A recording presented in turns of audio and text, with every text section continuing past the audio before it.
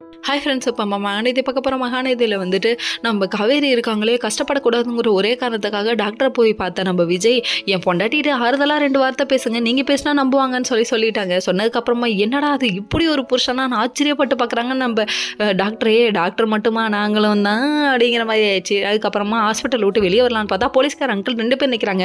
அவங்கள்ட்ட இருந்து மறைஞ்சு வர கடைசியில் பார்த்தா நிவினும் நம்ம யார் நம்ம குமரனும் விசாரிச்சுட்டு இருக்காங்க. யார் பசுபதி எங்க பசுபதியும் கண்டுபிடிக்க முடியல, அவங்க மாமாவையும் கண்டுபிடிக்க முடியல. ஐயோ மாப்பு வச்சுட்டான் ஆப்பு ஒரேடி அப்படிங்கிற மாதிரி இருக்குது.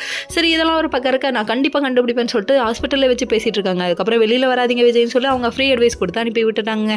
இங்கே வந்தால் நட்ஸு ஃப்ரூட்ஸு இதெல்லாம் வாங்கிட்டு வராங்க. ஐயராத்து மாமி விஜய் அப்படின்னு கத்துறாங்க. ஏன் மாமி இப்படி பண்ணுறீங்க, எப்படி விஜய்னு கத்தலாம் கூடாது, அஸ்கி வயசில் பேசுங்க இப்போதைக்கு அப்படிங்கிற மாதிரி ஆயிடுச்சு.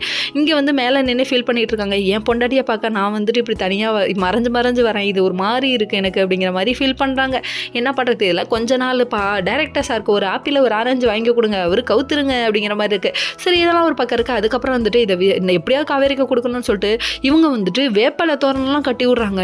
இது மாமி சொன்ன ஒரு ஐடியா. அதனால் வேப்பலை தோரணத்தை கட்டி விட்றது என்ன, படுக்கையில் போட்டு விட்றது என்ன, ஐயோ விழுந்து சமைக்கிறது என்ன, அடட எத்தனை அடடா வேணால் போடலாங்க. அவ்வளோ அற்புதமாக அவர் சமைக்கிறாருன்னா பார்த்துக்கோங்க. அந்த அழகை பார்த்து ரசிக்கிறாங்க. எப்படி உன் சமையலறையில் நான் உப்பா சக்கரையா தேனிக்கணும் அப்படிங்கிற மாதிரி ஆயிடுச்சு.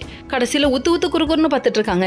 இந்த அருக்காணி டயலாக் இருக்குல்ல, உத்து பார்க்காத மாமா வைக்கமா வருது, அந்த மாதிரி இந்த டயலாக் நம்ம விஜய்க்கு போட்டு ஒன்றும் பார்க்கல.